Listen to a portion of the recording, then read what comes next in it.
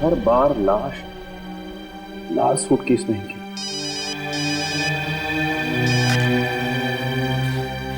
किसी भी प्रद्युमन, एक और खून होने वाला है। मगर माय गॉड, देर हो चुकी है, अब बचाया नहीं जा सकता। एक और लाश मिली है सूटकेस में, लाल रंग की।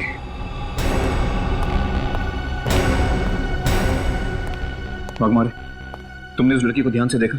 जी सर, अच्छी तरह से देखा हूं सर। यही लड़की थी वो? नहीं सर, ये वो लड़की नहीं है सर। इसका मतलब इस जुर्म में 3 लोग शामिल हैं। एक अभय जो मर के जिंदा हो गया है, दूसरी ये लड़की, और तीसरी वो लड़की जो ये लाल सूटकेस छोड़कर गई है। वाघमारे, तुम फौरन स्केच आर्टिस्ट के साथ बैठो और इस लड़की का स्केच बनवाओ फौरन।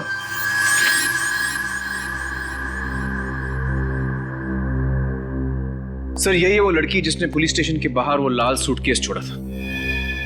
ये है वो? है तो दुबली पतली सी, इसने कैसे मारा होगा? कमाल है सर, ये दोनों लड़कियां एक प्रोफेशनल खूनी की तरह लोगों को काट के मार रही हैं और हमारे रिकॉर्ड में है ही नहीं।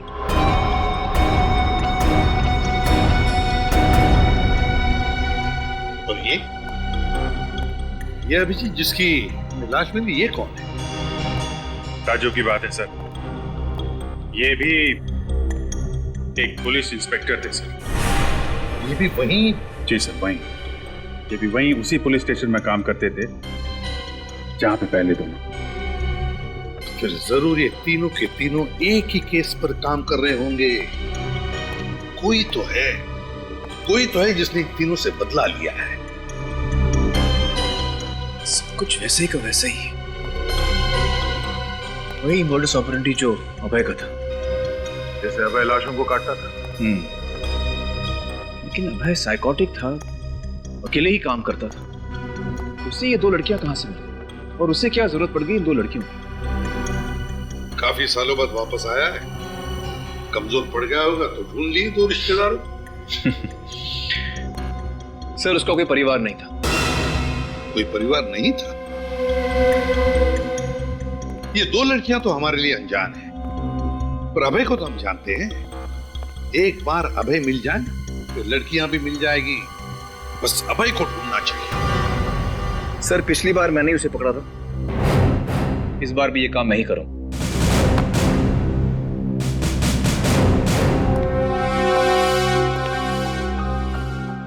लगता है शेखावत साहब को मालूम है कि अभय कहां छुपा है। इनका पीछा करें कैसे? नहीं अभिजीत,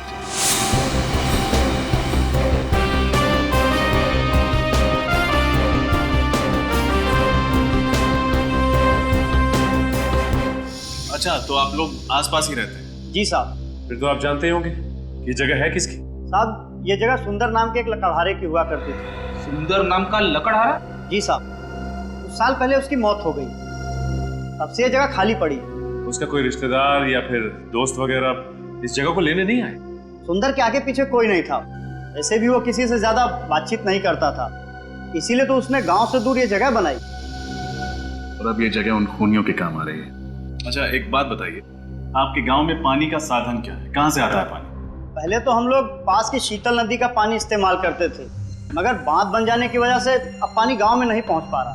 तो अब आप लोग पानी का इंतजाम कैसे करते हैं? साहब, एक लड़का है बंसी। बंसी? जी साहब, वो पास के गांव से पानी लाता है और 2 रुपए बाल्टी के हिसाब से बेचता है। अच्छा, ये बंसी मिलेगा कहाँ? तब पास में ही मिंतिया गांव है, बंसी आपको वहीं मिल जाएगा। ठीक, शुक्रिया। ठीक है साहब।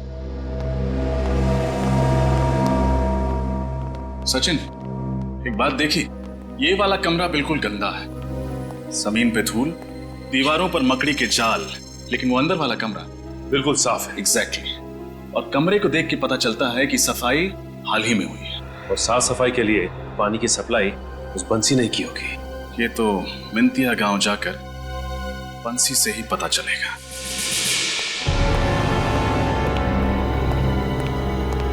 साहब, वो कड़ी मिल गई है जो सुरेश, राहुल और अरुण को एक साथ जोड़ती है।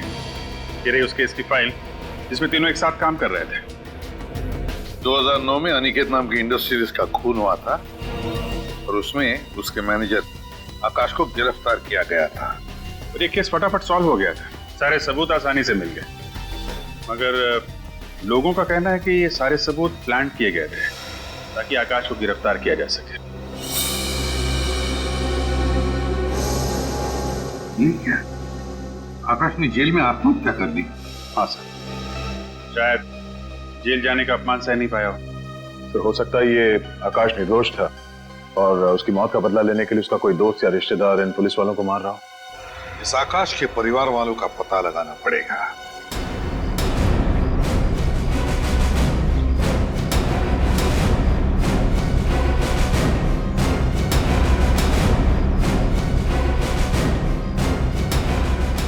ये बंसी कहाँ मिलेगा?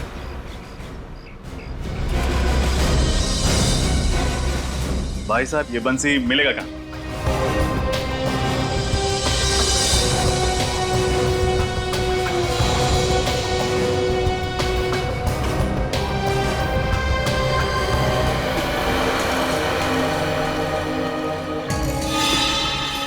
₹100। तो तुम हो बंसिया? हाँ, पर आपको मेरा नाम कैसे मालूम? यहाँ सबको पानी देते हो, जाहिर सी बात है हर कोई तुम्हारा नाम जानता है। कौन है आप लोग? CID। CID? हाँ, इन दोनों को तो तुम पहचानते ही होगे। अरे हाँ साहब, इनको तो हमने 15 बाल्टी पानी बेचा था और एक बाल्टी के पूरे 5 रुपए भी दिए थे इन्होंने। अच्छा ये बताओ कि पानी लेने के लिए ये दोनों सिर्फ आए थे या कोई और भी आया? नहीं साहब, और कोई नहीं था, लेकिन इनके हाथों में 2 बड़ी बड़ी थैलियां थी। 2 बड़ी बड़ी थैलियां? हाँ साहब, आप शहर वाले लोग कचरा फेंकने के लिए जो थैलियां इस्तेमाल करते हैं ना, वो वही। मतलब डिस्पोजेबल बैग्स। एक बात समझ में नहीं आई, उन लोगों ने तो टुकड़ों को लाल सूटकेस में डाला था, तो फिर इन कचरे की थैलियों में क्या था? अच्छा, गांव का कचरा कहाँ फेंका जाता है?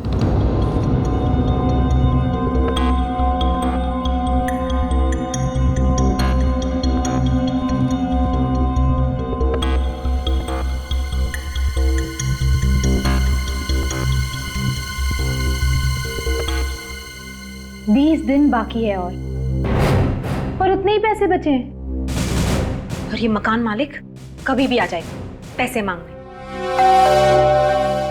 लो, आ गया, शांति से जीने नहीं देगा ये।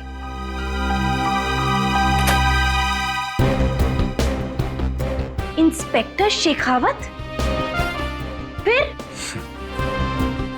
अंदर आ सकता हूँ?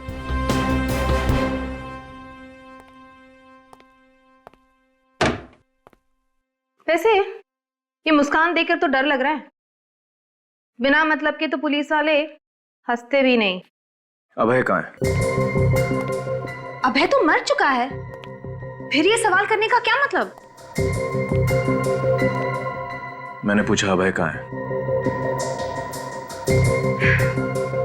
3 साल पहले भी यही सवाल 1 महीने तक पूछा था और तुमने यही जवाब दिया था कि मालूम नहीं। अब मरे हुए आदमी का कोई पता होता है क्या? लीना, अगर 4 साल तक अभय अपनी गर्लफ्रेंड से मिलने नहीं आया तो उसका मतलब सिर्फ ये नहीं कि वो मर गया, हो सकता है वो कहीं छुप रहा हो। अगर वो जिंदा होता तो मुझसे मिलने जरूर आता। मुझे इस तरह भूखा नहीं मरने देता। वो मुझे प्यार करता था।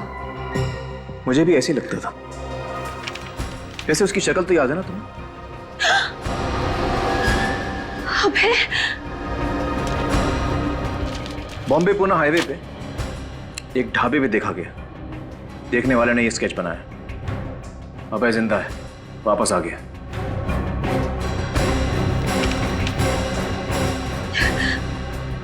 अभय जिंदा है?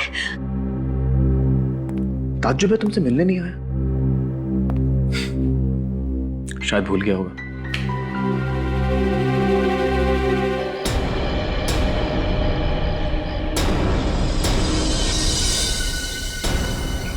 आइए साहब।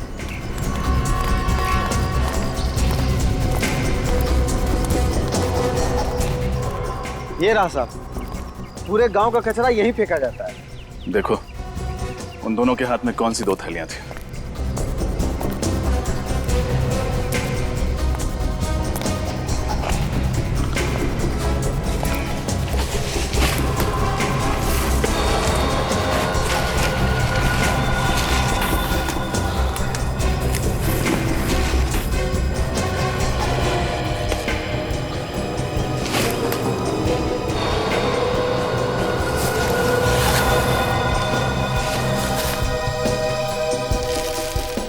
सर लगता है ये है वो पॉलिथिन्स।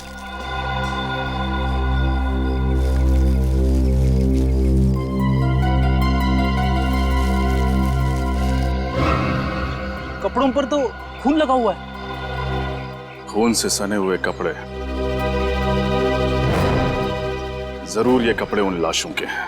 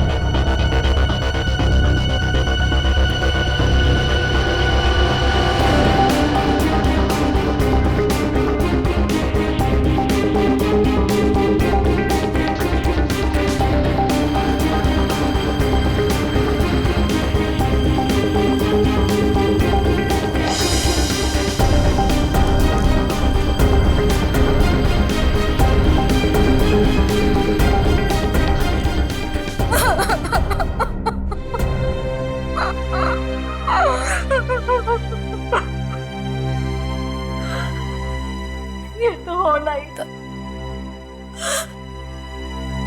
मुझे तो पहले से ही लग रहा था कि राहुल के साथ कुछ बहुत बुरा होने वाला है। आप जानती थी कि राहुल की जान को खतरा था? ये मैं नहीं जानती थी, पर मुझे इतना पता था कि जरूर कुछ ना कुछ गड़बड़ है। पिछले 2 साल से राहुल बहुत परेशान थे। इतने लंबे समय से किस बात को लेकर परेशान था राहुल?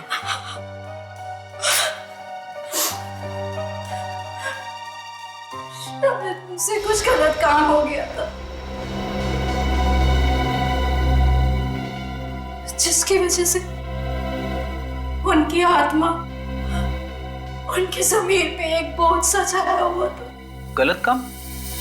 कौन सा गलत काम किया था उन्होंने?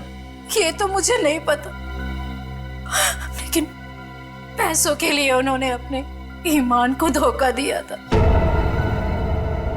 इसलिए तो उन्होंने पुलिस की नौकरी भी छोड़ दी थी। नहीं, राहुल के पुलिस की नौकरी छोड़ने की वजह ये आकाश अनिकेत केस तो नहीं था? आकाश अनिकेत? ये नाम तो मैंने पहले भी इनके मुंह से 1-2 बार सुना है। अच्छा, और क्या सुना था आपने? एक बार ये फोन पे किसी से बात कर रहे थे और कह रहे थे कि तुम तीनों की बात मान करके मैंने बहुत बड़ी गलती की। 3 लोगों की बात? लेकिन ये आकाश अनिकेत केस में तो सिर्फ 3 ही ऑफिसर्स थे, एक अरुण, दूसरा सुरेश और तीसरा खुद राहुल। तो फिर ये चौथा कहां से आ गया जिसके बारे में राहुल बात कर रहा था? कहीं ये राहुल उन तीनों मुजरिमों से मिला हुआ तो नहीं था? अभय, कोमल और वो अनजान लड़की। ये केस तो और भी उलझता जा रहा है। या तो राहुल उन मुजरिमों की मदद कर रहा था, या फिर इस केस में एक और ऑफिसर था जिसका अब खूनी शिकार करने वाला है। सर शायद इस बार हमारा अंदाजा सही नहीं है सर। क्या मतलब? सर मैं आकाश के घर से आ रहा हूँ। जो एड्रेस रिकॉर्ड्स में है वो उसके मकान मालिक का है।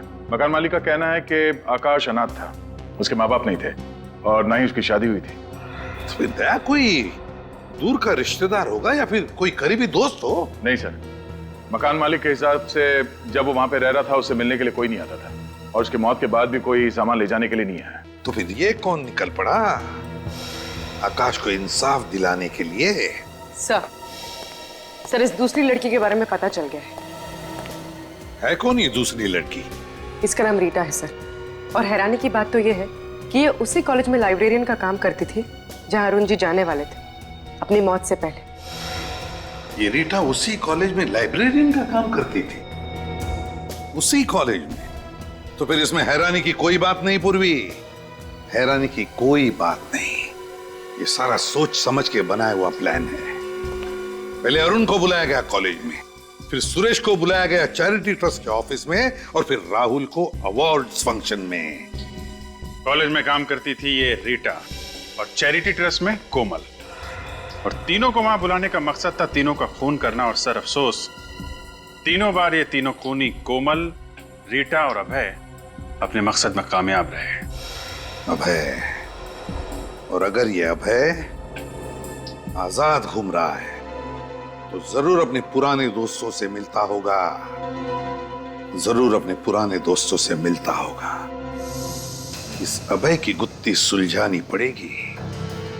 अभय,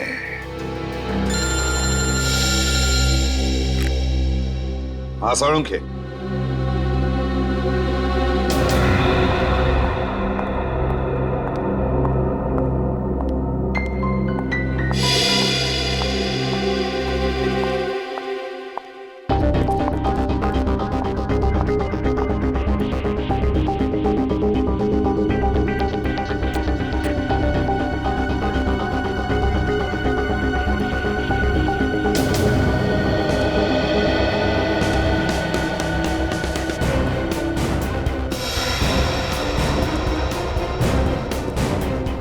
झूठ बोला तुमने मुझे, इतने सालों तक झूठ ही बोलते रहे।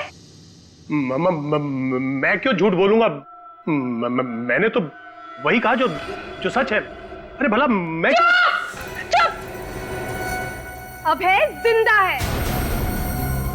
क्या? ये तुम क्या कह रही हो? ये नहीं हो सकता। नहीं हो सकता, नहीं हो सकता। ये देखो, किसका स्केच है ये? इंस्पेक्टर शेखावत ढूंढ रहा है इसे। ये इंस्पेक्टर शेखावत ने दिया तुम्हें? हाँ। वो ढूंढ रहा है इसे? हाँ, मैं ढूंढ रहा हूं। शेखावत?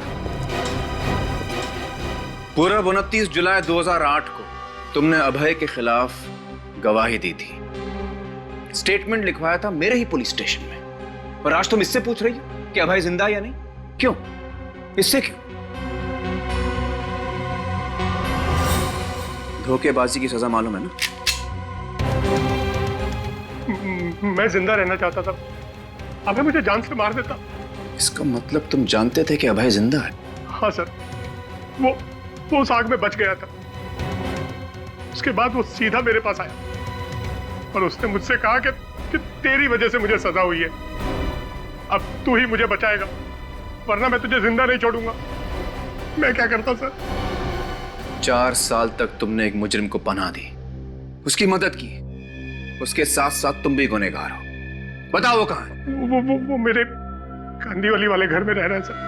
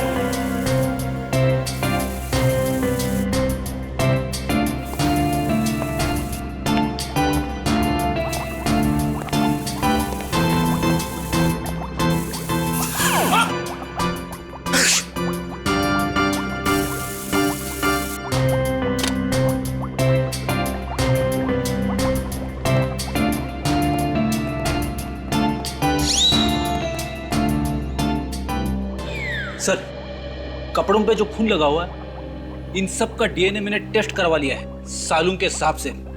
ये खून उन्हीं लाशों का है। ओहो फ्रेडी सर, थैंक गॉड आप यहाँ लैब में मौजूद थे, वरना सालू के और तारिका तो बेचारे कुछ कर ही नहीं पाते, वो तो आपने करवा लिया। अरे सर, हमारा ये होनहार सिपाही ये कपड़े खुद ही लेकर आया है, इसका क्रेडिट तो इसे मिलना चाहिए ना। हाँ, उसका क्रेडिट तो देना पड़ेगा। अच्छा सर, ये बता क्या मिला है तुझे, या वरना खाली हाथ जाना पड़ेगा हमें। मतलब ये सर कि अगर कुछ मिला है तो जल्दी बता। सर इन कचरे की थैलियों पे से और इन कपड़ों पे से हमें स्नोडेन शिशाइन नाम का केमिकल मिला है। स्नोडेन शिशाइन? ये कैसा केमिकल है? इस केमिकल का इस्तेमाल अस्पतालों में किया जाता है, दवाइयों के लिए या फिर हॉस्पिटल के एपरेटस को स्टरलाइज करने के लिए। ओह, तो कहीं ऐसा तो नहीं कि ये दोनों लड़कियां कोमल और रीटा नर्स का काम करती है किसी हॉस्पिटल में? पूरा पता लगाओ इन दोनों लड़कियों के बारे में।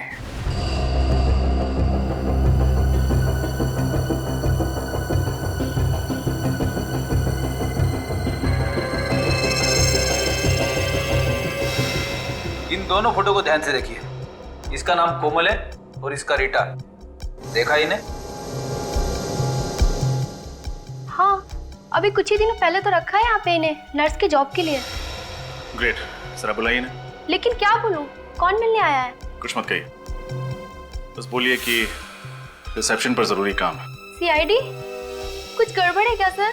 मैडम, जहाँ पे गड़बड़ नहीं होती है वहाँ पे हम लोग आते ही नहीं है। जल्दी बुलाओ।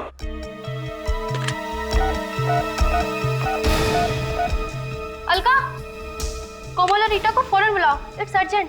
कोमल और रीटा वो तो कब की चली गई। चली गई? कहाँ चली गई? सूर्य तोरा ऑडिटोरियम। कह रही थी वहाँ पर कोई फंक्शन है, वही अटेंड करने गई है। चलो।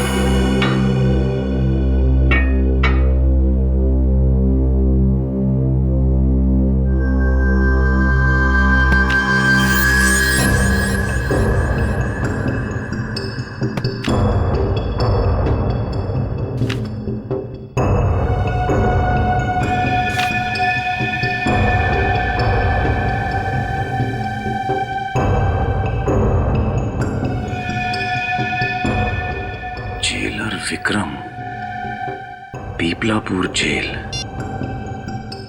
हेलो, मैं जेलर विक्रम से बात कर सकता हूँ? जी वो कहीं बाहर गए हुए। कहाँ गए? किसी फंक्शन में गए। हाँ, अच्छा ठीक है, थैंक यू। जी कुछ खास बात थी क्या? नहीं, कोई खास बात नहीं थी, thank you thank you.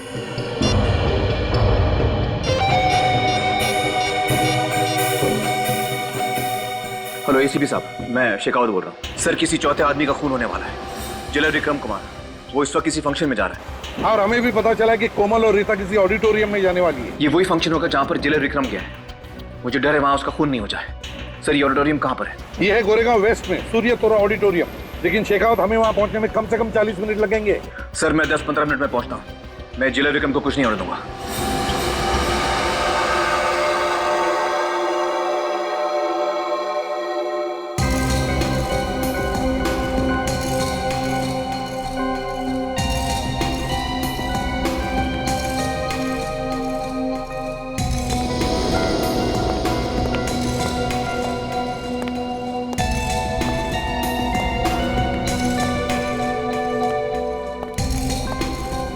Hello,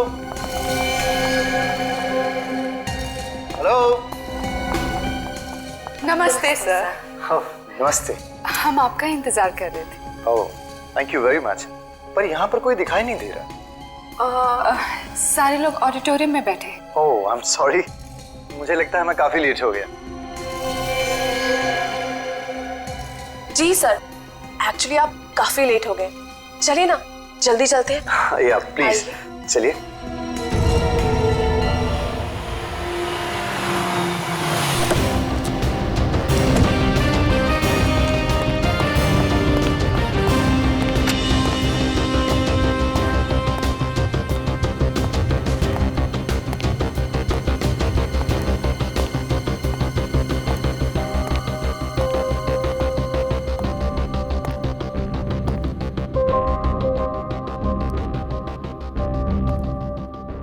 excuse me.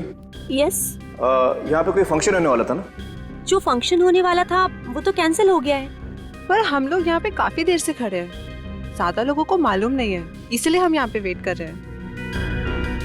देखिए, मैं इंस्पेक्टर शेखावत हूँ और मुझे 2 लड़कियों की तलाश है। क्या 2 लड़कियाँ यहाँ आई थी? हमारे अलावा और कोई लड़की नहीं आई है। मैं इनकी बात कर रहा हूँ।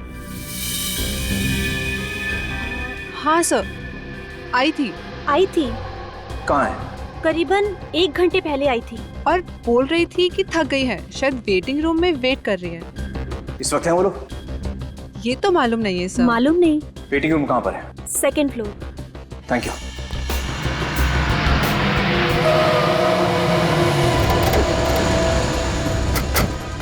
शेखावत की गाड़ी है। चलो। अच्छा, वह शेखावत यहाँ पहुंच गया। वो जेलर भी कहीं दिख नहीं रहा है सर।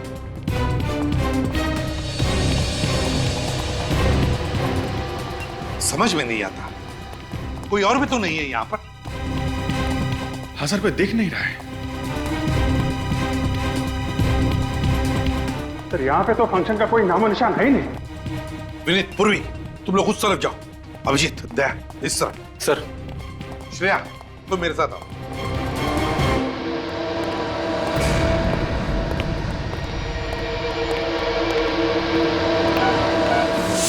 अभय?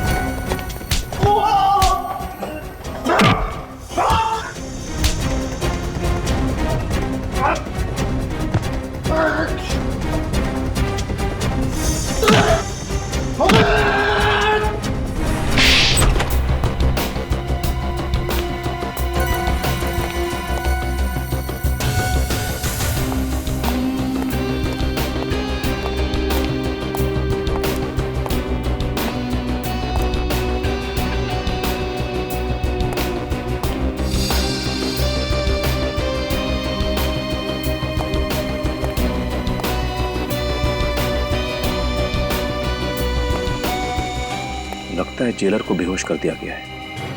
जल्द ही खून होने वाला है उसका।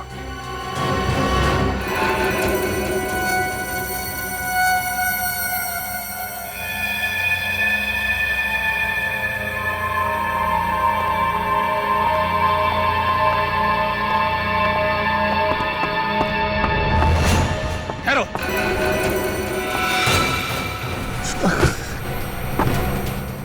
हथियार फेंक दो। इस जेलर के 5 टुकड़े करने हैं। अब किसी के टुकड़े नहीं होंगे। जो भी बीच में आएगा उसके भी टुकड़े होंगे। होश में आओ। जेलर के टुकड़े करने हैं। तेरे भी टुकड़े होंगे।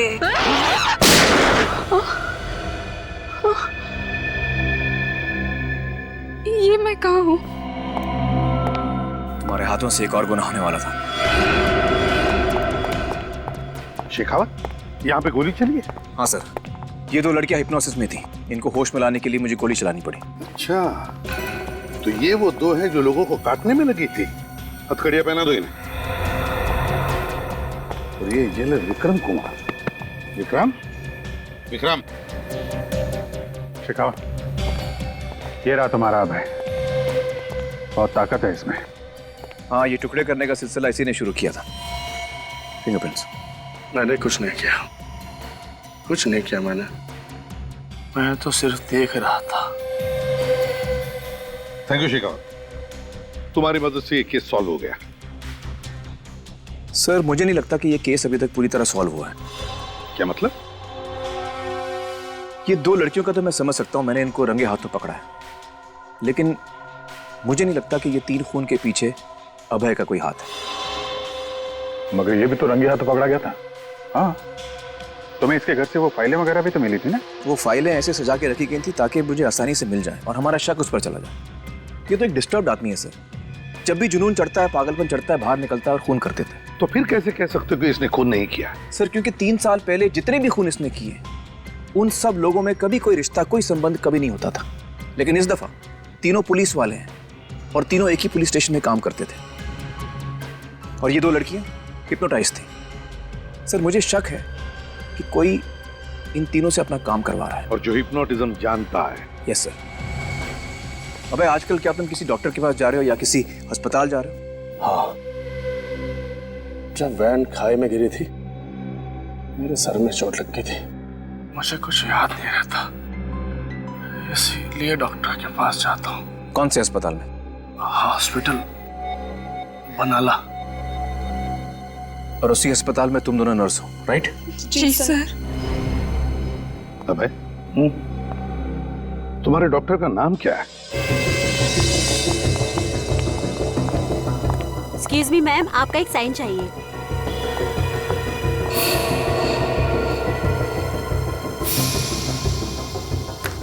Thank you ma'am. It's okay.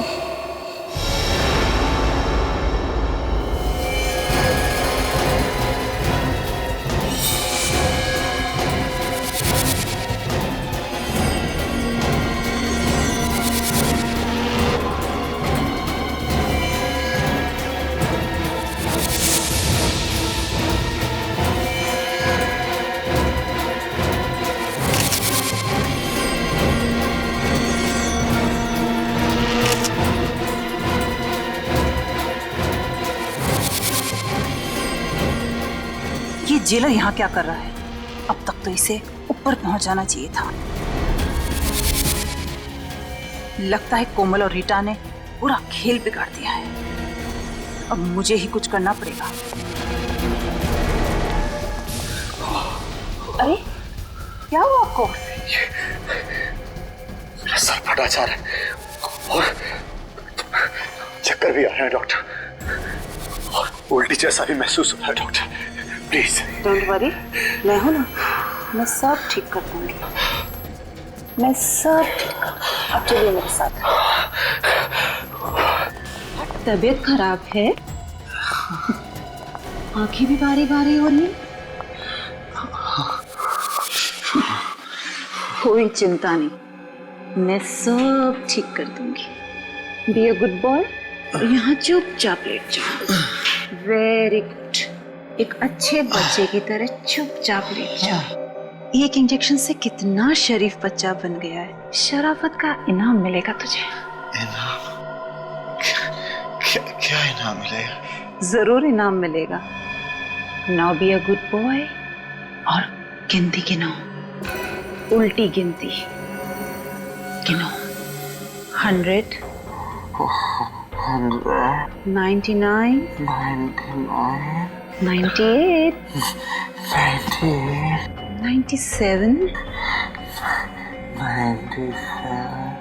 97, 97।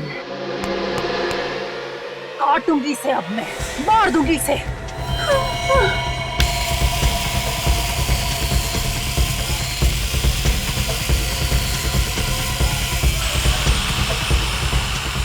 आकाश की मौत का बदला लूंगी तुझसे। तेरी गर्दन काट दूंगी इससे मैं।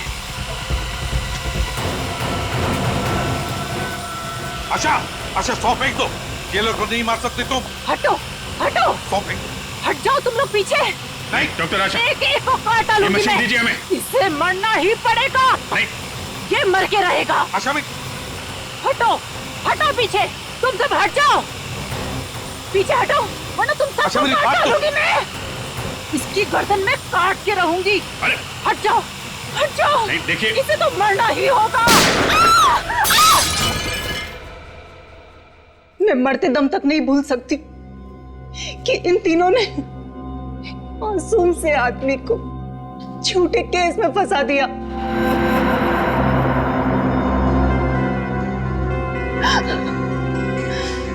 पुलिस होने का घमंड इनके सर पे भूत बन के नाच रहा था। लेकिन आकाश ने अपने ऑफिस में चोरी की थी ना? चोरी उसके बॉस ने की थी, आकाश ने नहीं की थी। वो मासूम था, बेचारा फंस गया था। उसने विक्रम को जाकर कितने हाथ पैर जोड़े, मिन्नतें करी, पर उसने नहीं सुना, एक नहीं सुनी उसने। चोरी का कलंक लग गया था उसके माथे पे। बेचारा ये बेइज्जती सहन नहीं कर पाया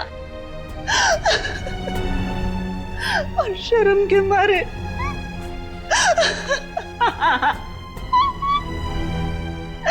उसने अपने आप को फांसी लगा ली।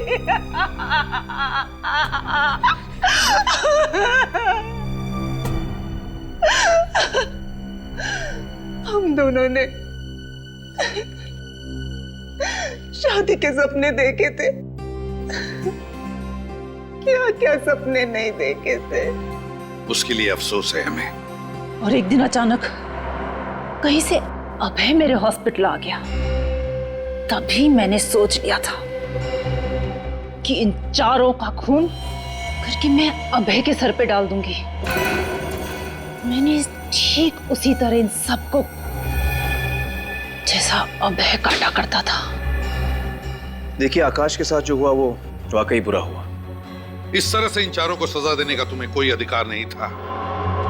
तुम्हें गिरफ्तार किया जाता है, अब तुम पर केस चलेगा और शायद तुम्हें फांसी ही होगी। पूर्वी, रेडी? चलिए।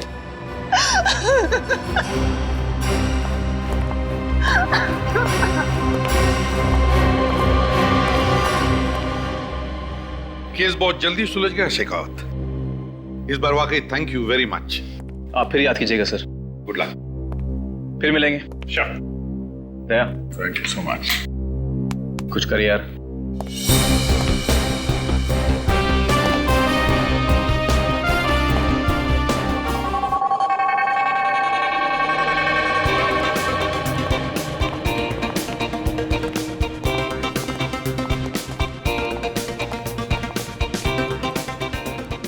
Hello, welcome mister Chandra.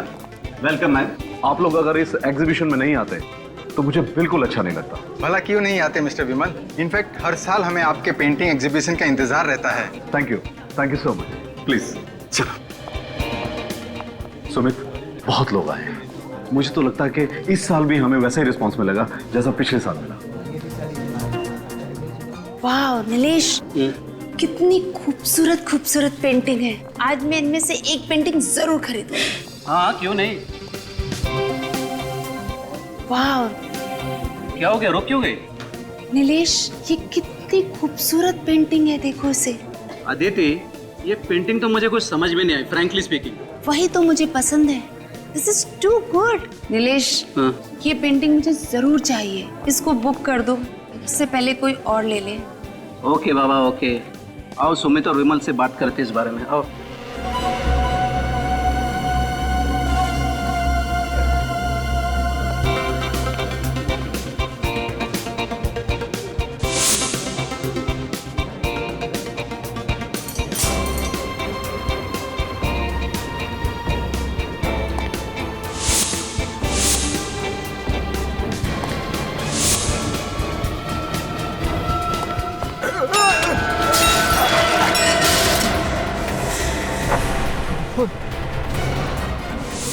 अरे इसे पोज देता हूँ जल्दी।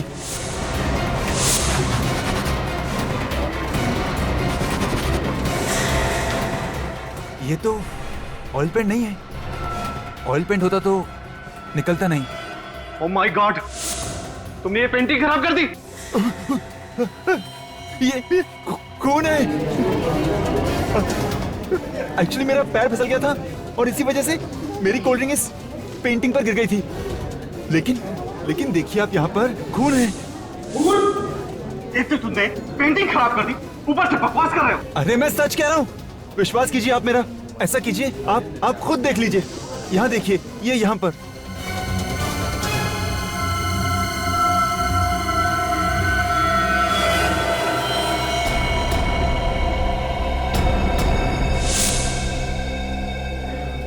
हाँ सुमित, ये ठीक कह रहा है, ये तो वाकई खून है। लेकिन पेंटिंग पे खून कहाँ से आया? मुझे तो समझ नहीं आ रहा। हमें सीआईडी को फौरन बुलाना पड़ेगा।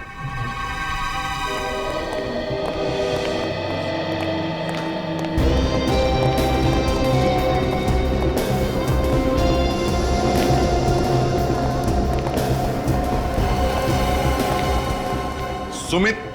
जी सर, मैंने ही आपको फोन किया था। सर यही है वो पेंटिंग जिस पर हमें खून मिला। अच्छा, ये है वो पेंटिंग। जी सर।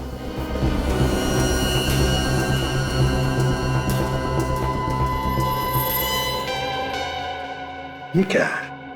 पेंटिंग तो गीली है। सर इस पे कोल्ड ड्रिंक गिर गई थी, इसलिए गीली हो गई। Cold drink? कैसे हुआ ये सब? सबसे पहले किसको पता चला कि पेंटिंग पर खून है? सर मैंने देखा था। एक्चुअली मेरे हाथ से ही कोल्ड ड्रिंक पेंटिंग पर गिर गई थी। मैं हड़बड़ाहट में इसे साफ करने गया तो पता चला कि ऑयल पेंट नहीं, खून है। सुमित, ये पेंटिंग का एग्जीबिशन तुमने ही ऑर्गेनाइज किया है? सर हम दोनों ने। ये विमल है मेरे बिजनेस पार्टनर। हर साल हम लोग ये एग्जीबिशन ऑर्गेनाइज करते हैं। कितने सालों से बिजनेस का पार्टनरशिप है आपकी? सर 3 साल की। 3 साल की बिजनेस पार्टनरशिप है। अच्छा।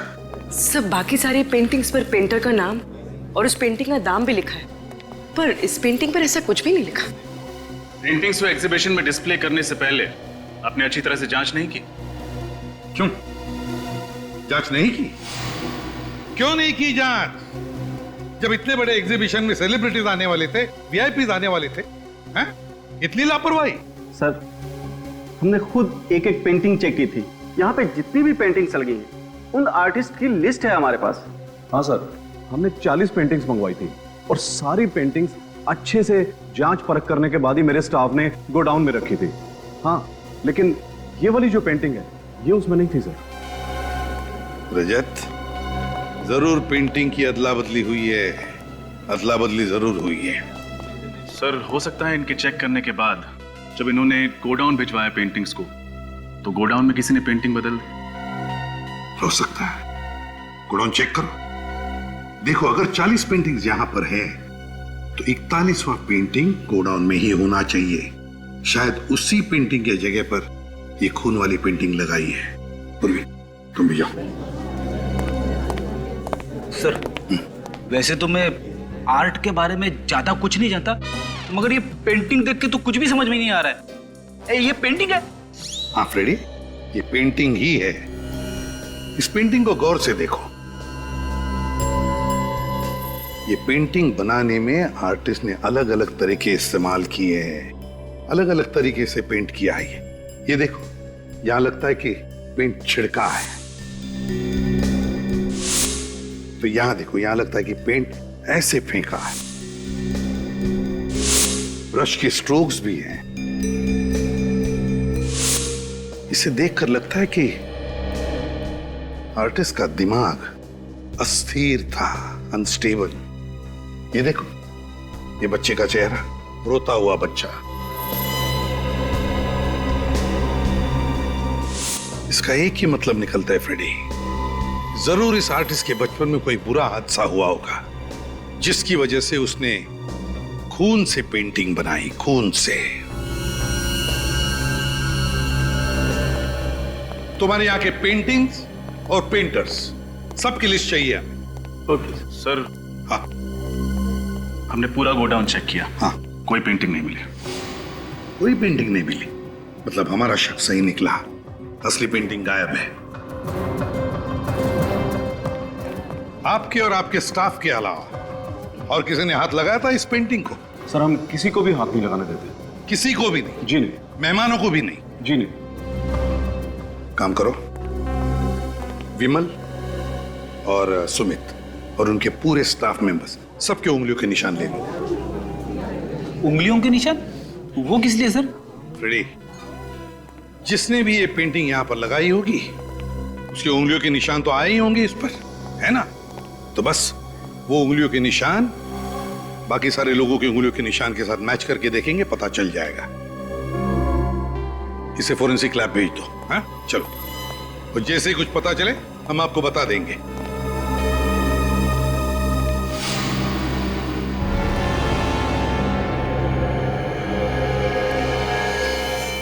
ये किसकी फोटोग्राफ है? सर, ये मेरा परिवार है। ये मेरी पत्नी और बच्चे हैं। पंचगंदी में एक एक्सीडेंट हुआ था, कार खाई में गिर गई और सब मारे गए। I am sorry.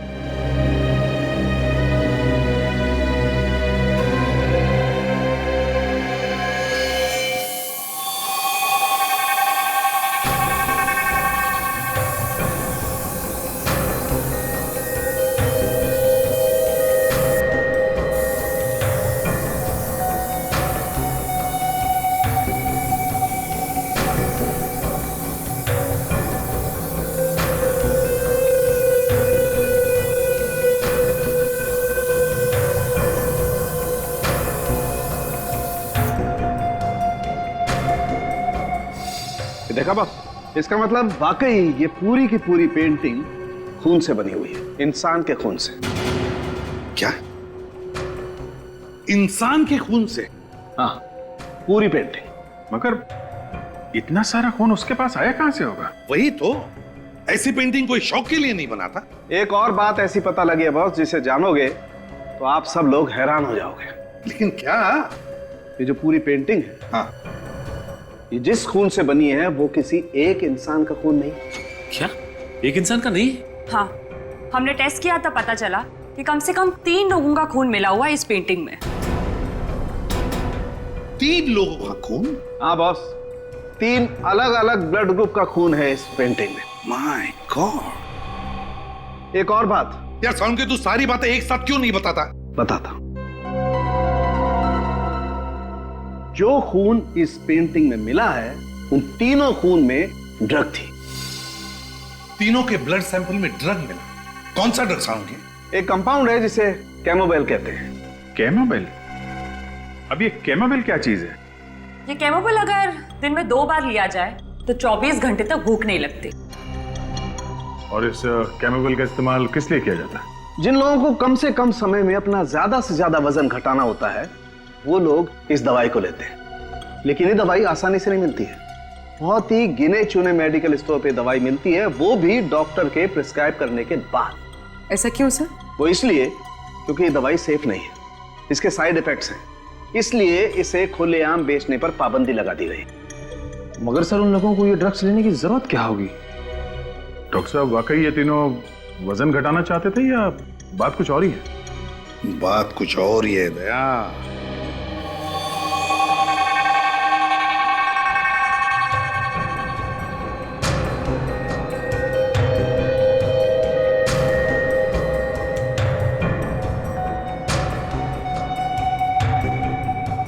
खून भरी पेंटिंग, समझ में नहीं आता क्या चल रहा था उस पेंटर के दिमाग में।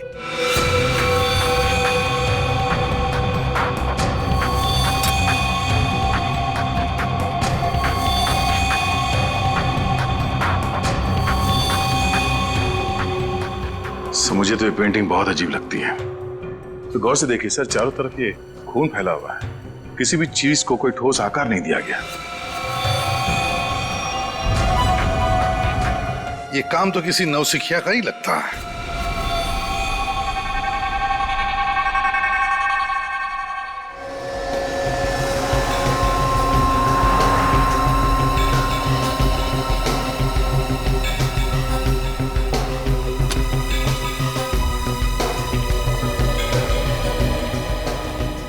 कहिए सर, आपको कौन सा साइज का फ्रेम दिखाओ? अरे नहीं, हम लोग फ्रेम लेने नहीं आए, हम सीआईडी से। सीआईडी? बात क्या है सर? कोई खास बात नहीं है, आपसे कुछ जानकारी चाहिए थी हम। फ्रेम देखिए, तो फ्रेम आप ही की दुकान से खरीदा गया है ना?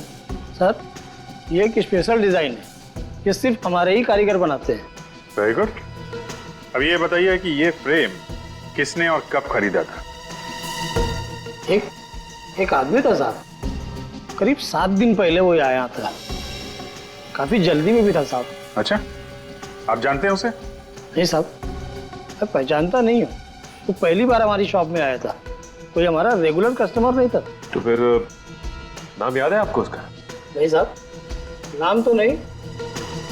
हाँ, देखिए इतना याद है कि उसने इसी डिजाइन के 2 फ्रेम खरीदे थे। कुछ तो याद करने की कोशिश करिए।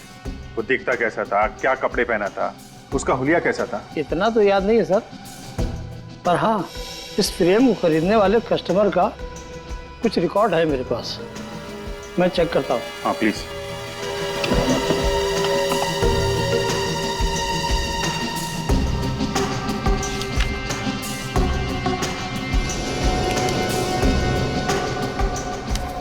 ये मिल गया सर, ये उस फ्रेम के बिल की कॉपी है।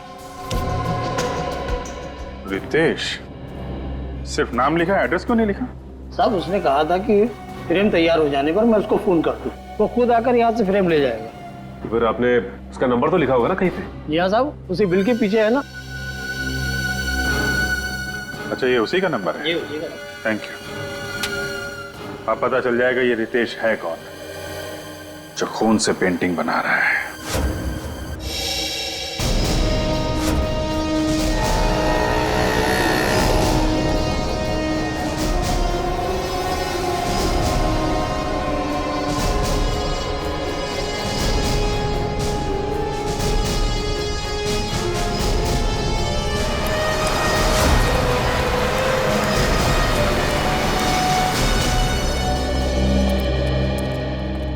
आइए सर।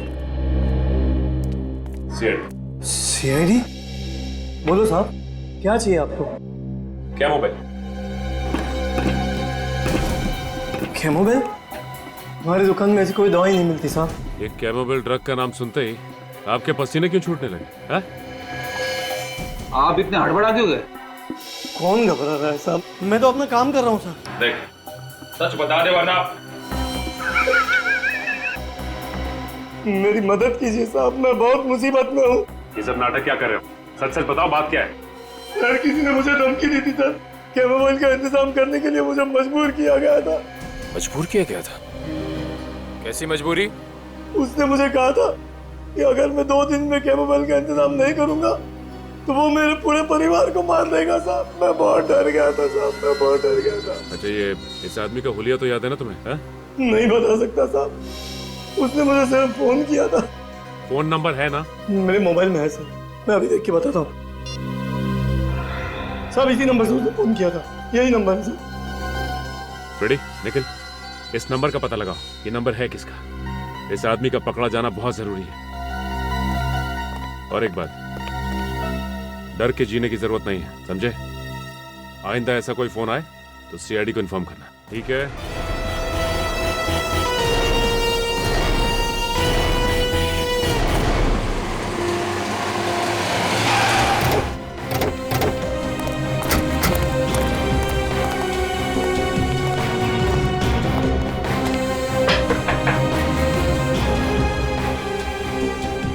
लगता है कि अंदर कोई नहीं है। हमारे आने से पहले ही ये रितेश फरार हो गया लगता है। तोड़ दो दरवाजा। सर दरवाजा तो खुला हुआ है। अंदर चलो।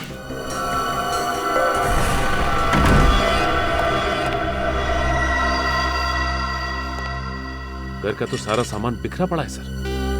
हाँ, लगता है यहाँ पे हाथापाई हुई है। सर ये रितेश तो कहीं दिखाई नहीं दे रहा यहाँ। पूरा घर चेक करो।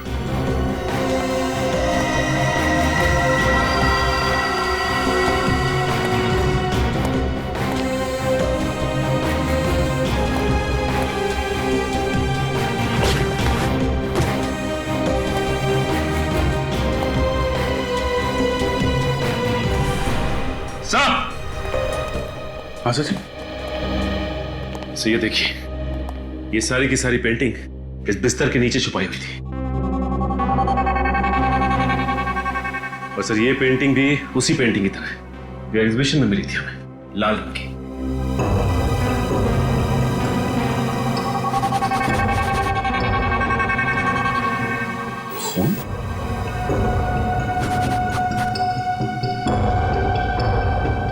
सारी पेंटिंग भी खून से बनाई गई।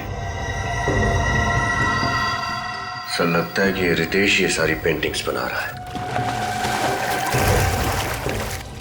पानी की आवाज।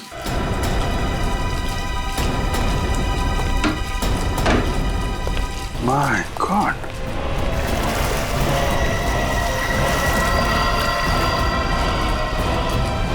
ये तो मर चुका है। इसे कहीं देखा लगा है। ये आदमी तो वहां एग्जीबिशन में था ना, वॉलंटियर।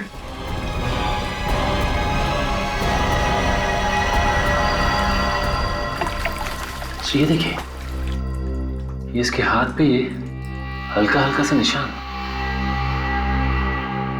सर हम तो सोच रहे थे कि सब कुछ इस रितेश ने किया है, लेकिन इसे भी किसी ने मार दिया।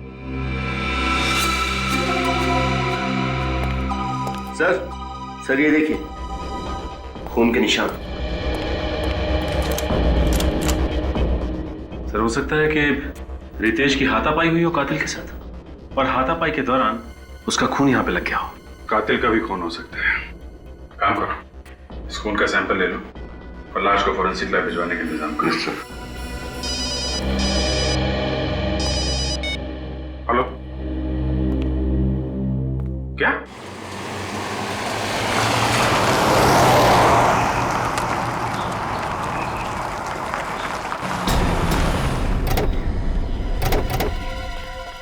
तब मैंने आप लोगों को फोन किया था, तब मैंने वो लाश देखी। बहुत भयानक लग रही है लाश। लाश कहाँ है? वहाँ है साहब,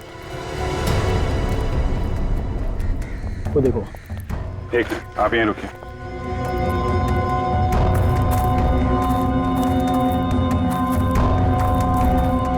काम करो, लाश को बाहर निकालो।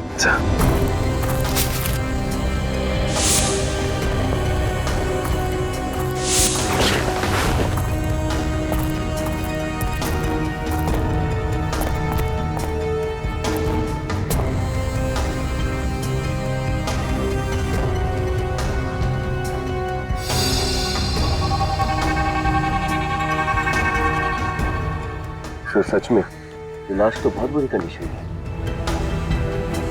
लाश तो बिल्कुल पीली पड़ गई है। सर इसकी हालत देख के लगता है जैसे इसने काफी दिनों से कुछ खाया पिया नहीं था। शरीर पूरी तरह से सिकुड़ चुका है, और सर लगता है इस लाश का चेहरा जानबूझकर बिगाड़ा गया है।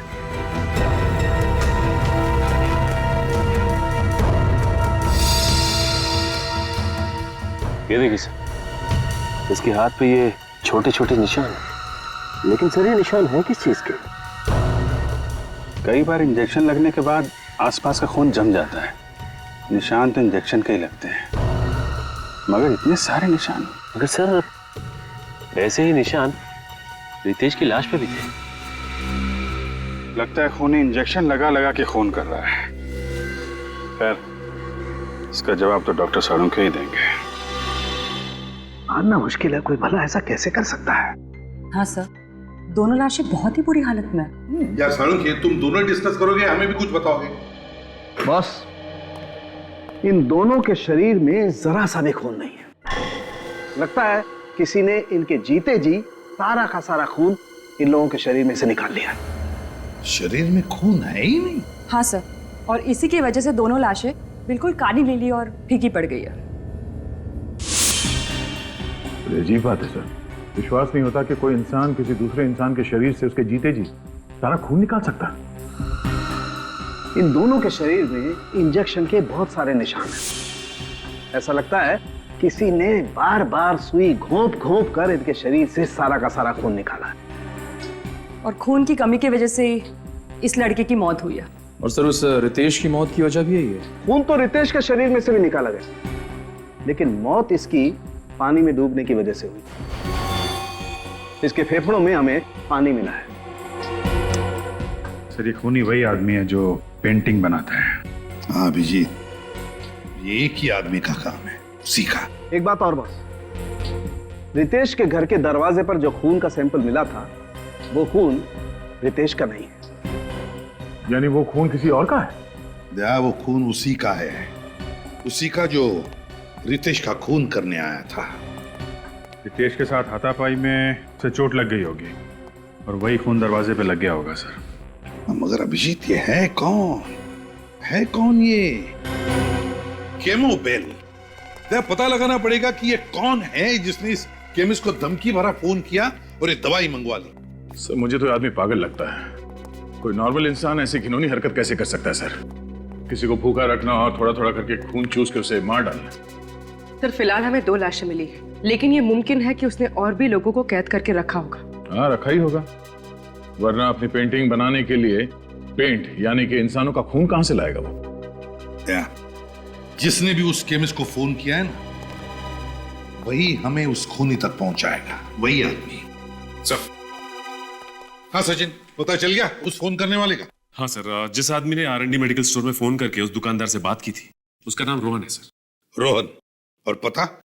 सर उसका पता भी चल गया, लेकिन उसके पते पे जाकर पता चला कि उसके नाम की तरह उसका पता भी नकली है सर। नाम भी नकली और पता भी नकली, तो फिर ये फोन किया किसने होगा? है कौन ये? सर ये फोन जिसने भी किया उसने सिम कार्ड लेने के लिए नाम और पता दोनों ही नकली दिया था सर। सर उसने उस दवाई की दुकान पे फोन किया और फोन ट्रेस ना हो इसलिए सिम निकाल के फेंक दिया। कोई बात नहीं, उसने जिस वक्त उस दवाई की दुकान में फोन किया था, हम पता लगा सकते कि उस वक्त वो कहां पर था उसके उस फोन से। वो भी पता चल गया है सर। फिर ये फोन चोर बाजार से किया गया है, घाट कोपर के चोर बाजार से। चोर बाजार? तो इस इलाके में तो नशीली चीजें बेची जाती है, ड्रग पेडलर्स के अड्डे बने हुए वहां पे। तो फिर दया, ये फोन जरूर किसी ड्रग पेडलर ने ही किया है।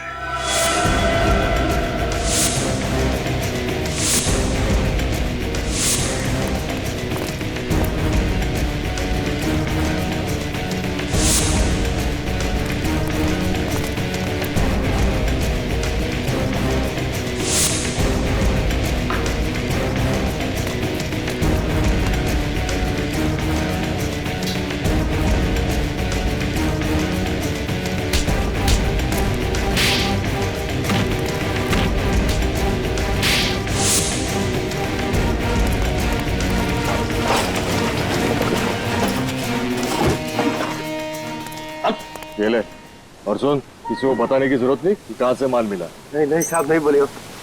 चल निकल।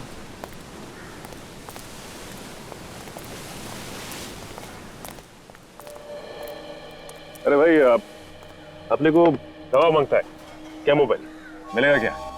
अरे अपने पास ऐसी कोई दवाई नहीं है रे, अपन दवाई थोड़ी बेचते हैं।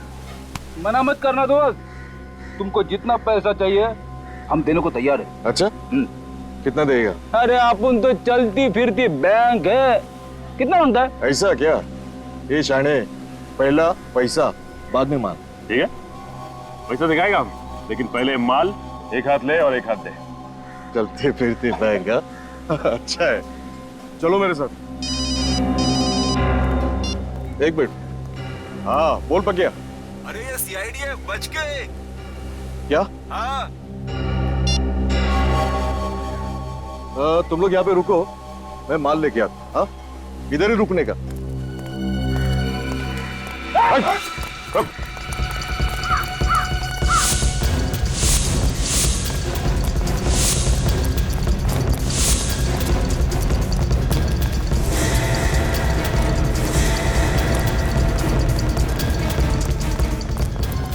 भागता किधर है? सीआईडी से भागता है? मानो मत, सब बताता है, सब बताता है, सब मानो। सर वो केमोबेल दवाई मैंने खुद के नहीं बल्कि किसी और के कहने से R&D मेडिकल स्टोर से मंगवाई थी साहब। उस दुकान में फोन करके धमकी तू नहीं दी थी ना? हाँ साहब, लेकिन उसके बाद मैंने फोन स्विच ऑफ करके उसका सिम कार्ड फेंक दिया साहब। ये काम तू किसके कहने पे करता है? साहब मुझे एक दिन एक चिट्ठी मिली थी, उसमें लिखा था कि केमोबेल नाम की दवाई का बंदोबस्त करो, और साहब उसने बोला कि तुझसे शनिवार को रात को 8 बजे आके लेके जाऊंगा और इनाम देके जाऊंगा।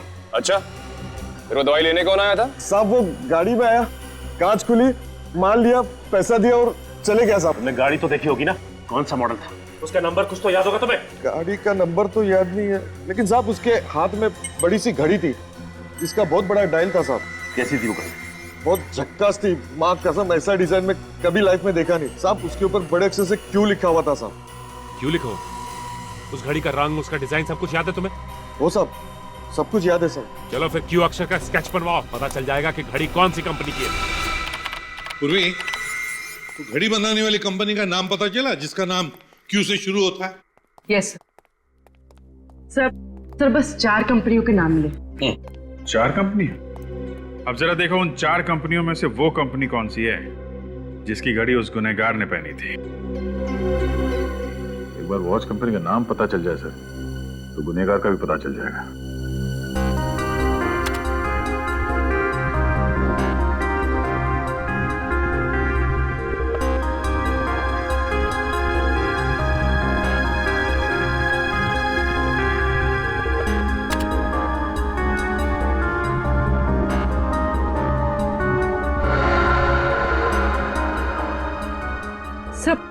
तो ये डिजाइन बिल्कुल इस डिजाइन जैसा है।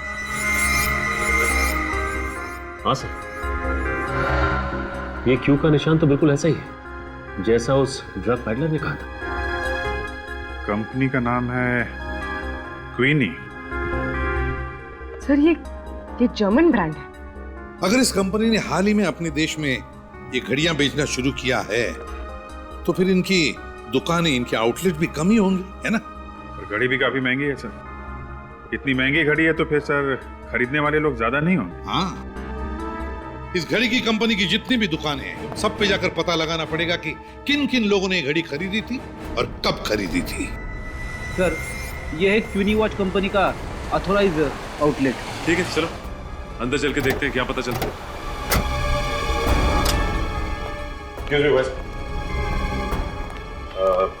हमें आपके कंपनी की घड़ी के बारे में जानकारी चाहिए। कौन सी घड़ी? इस घड़ी को ध्यान से देखिए। ये आपकी कंपनी की घड़ी है ना? ये हमारी लिमिटेड एडिशन घड़ी के डिजाइन है। अब बात क्या है सर? दरअसल हम लोग सीआईडी मुंबई से हैं और एक केस के सिलसिले में पूछताछ करना चाहते हैं। मैं आपकी क्या मदद कर सकता हूँ? अब हमें ये बता सकते हैं कि ये घड़ी आपसे किसने खरीदी है? मैं अभी आपको बताता हूँ।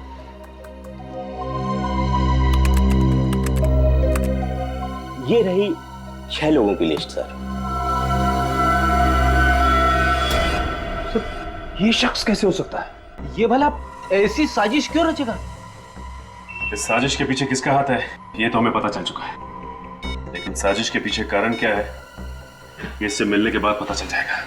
सर, ड्रग पैडलर से जिसने कैमोबेल नाम का ड्रग खरीदा था उसका पता चल गया है। कि कोई मेरे एग्जीबिशन इवेंट को खराब क्यों करना चाहेगा? हाँ, वो तो मैं तुमसे बाद में बात करता हूँ। सर आप लोग, कुछ पता चला ये किसकी हरकत है? भोला भाला बनने का नाटक कर रहा है। ये घड़ी पहचानते हैं आप? जी हाँ, 2 महीने पहले खरीदी थी मैंने ऐसी घड़ी। लेकिन आप ऐसा सवाल क्यों पूछ रहे हैं? क्योंकि हमें शक है कि उस खून भरी पेंटिंग में तुम्हारा हाथ है। क्या आप इस खून वाली पेंटिंग का इल्जाम मुझ पे लगा रहे हैं? जी हाँ, आप ही ने वो पेंटिंग बनाई और आप ही ने वो दूसरी पेंटिंग हटाकर खून वाली पेंटिंग एग्जीबिशन में रख दी। मैं भला ऐसा क्यों करूंगा? वो इसलिए कि तुमने सोचा बदनामी से डरकर तुम्हारा पार्टनर विमल अपना पेंटिंग का बिजनेस छोड़ देगा और वो सारा धंधा तुम्हारा हो जाएगा। आप मुझ पे ऐसा इल्जाम नहीं लगा सकते, ये सरासर झूठ है। तो फिर सच सच बताओ, घाटकोपर के ड्रग पेडलर राजू से तुमने कैमोबेल नाम का ड्रग क्यों मंगवाया? कैसा ड्रग? कौन सा ड्रग पेडलर? आप क्या कहना चाहते हो? मेरी कुछ समझ में नहीं आ रहा। और हाँ, ये घड़ी मैंने अपने लिए नहीं खरीदी थी, ये मैंने अपने स्टाफ को गिफ्ट दी थी। खुद को बचाने के लिए अब एक नई कहानी। प्लीज आप मेरा विश्वास कीजिए, ये कोई कहानी नहीं है, सच है।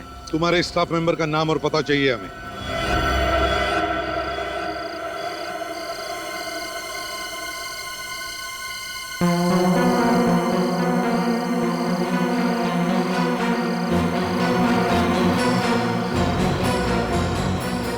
सचिन, सुमित ने इसी फार्म हाउस के बारे में कहा था ना? हाँ सर, सुमित ने यही फार्म हाउस बताया था सर। शख्स के पास हथियार भी हो सकता है, वो थोड़ी देर यहीं से नजर रखता है।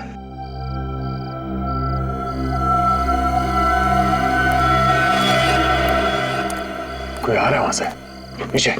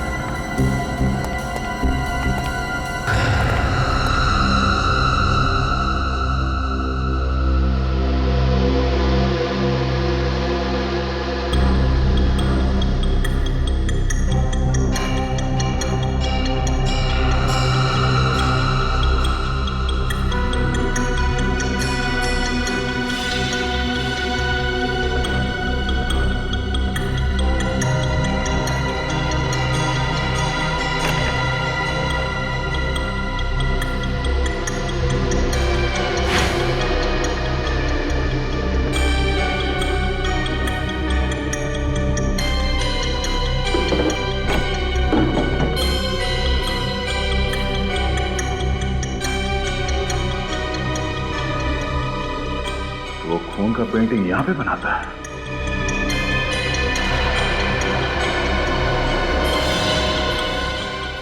ये क्या?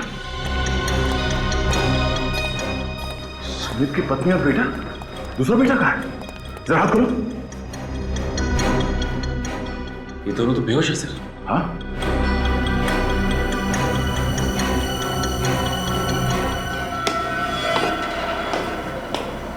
कोई आ रहा है। चलो चलो।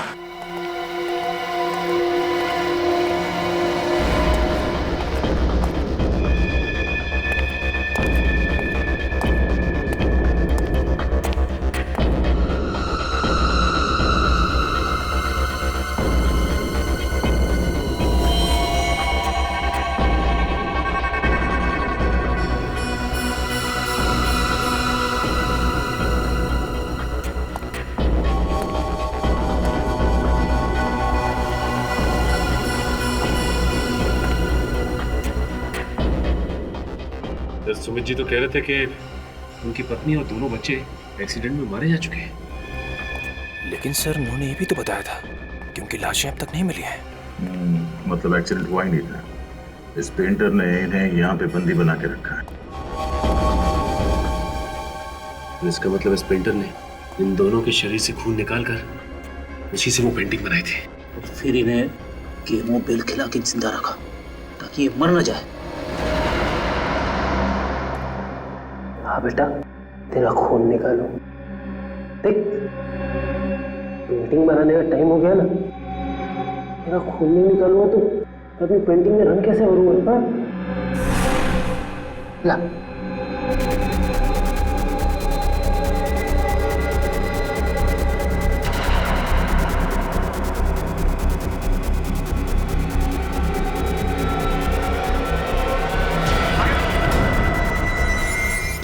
सर आप सर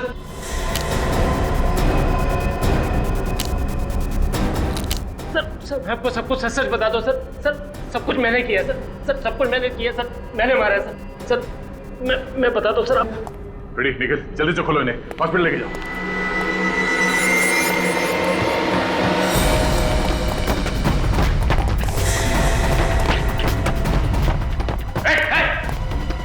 आगे मत आना, आगे मत आना। मैं मारूंगा अपने आपको। चाकू नीचे। पीछे जाओ, मैं मार रहा हूँ। ठीक है, इस बार छोड़ देते हैं हम लोग। अगर आइंदा ऐसा कुछ किया ना तो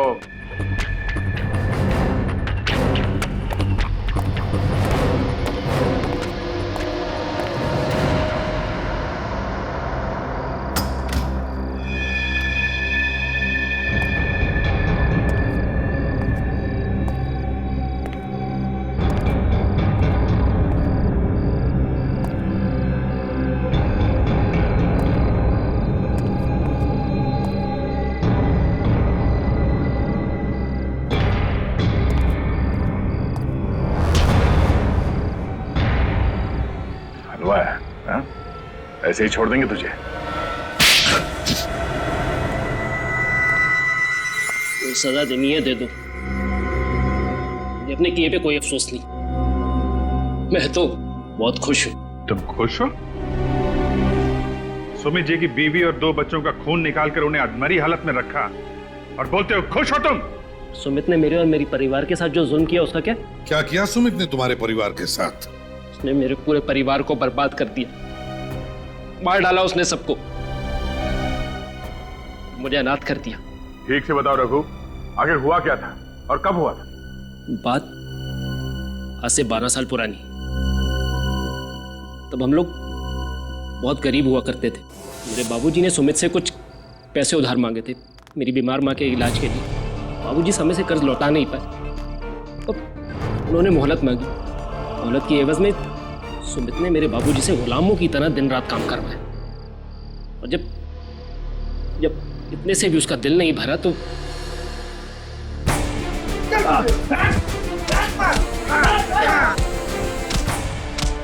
अरे मत मारो, बचाओ, अरे बचाओ, अरे बचाओ,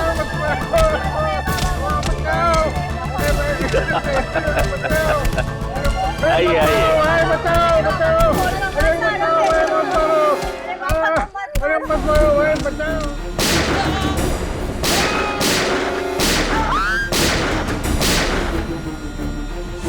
तो इसलिए तुम सुमित जी से बदला लेना चाहते थे? हाँ, इसलिए तो मैंने उनके यहाँ पे इतने साल नौकरी करी और उनके बारे में सब कुछ पता कर लिया।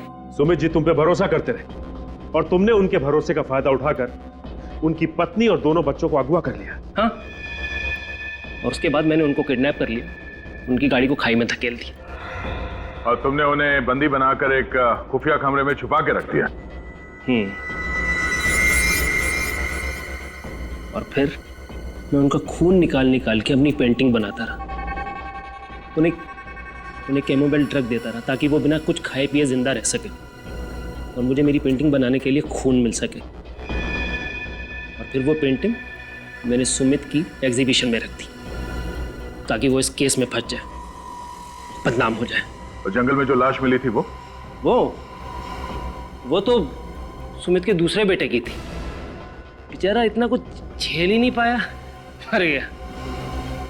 फिर मैंने उसकी लाश का वो हाल किया कि कोई भी उसे पहचान ना पाए। और रितेश, वो तो तुम्हारा साथी था ना, उसे क्यों मार दिया तुमने? वो मेरी मदद करता था, अच्छा लड़का था, और मैं अपनी पेंटिंग भी उसके घर में रखता था।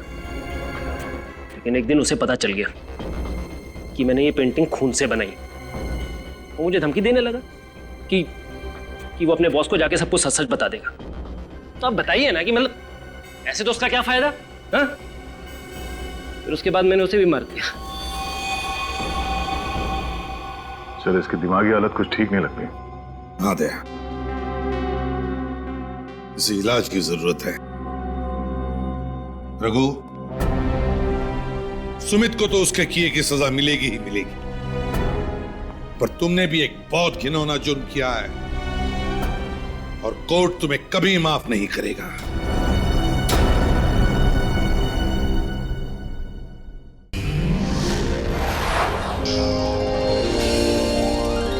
CID के और भी मजेदार और सस्पेंस से जुड़े एपिसोड्स को देखने के लिए हमारे चैनल को सब्सक्राइब करें और बेल आइकॉन दबाना ना भूलें।